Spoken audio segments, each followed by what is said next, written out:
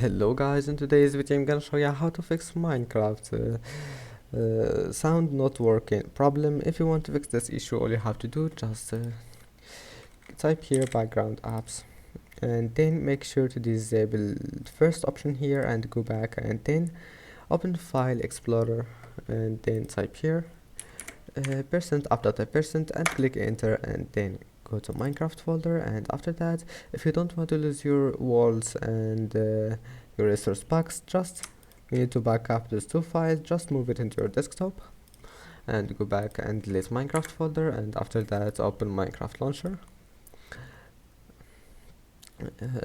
Now you need to log into your account, and now once you're here, go to this folder again and open Minecraft folder, and now just move back those folders here, and that's it. Now your problem must be fixed. Just I hope that's gonna help you. Don't forget to like and see you in the next video.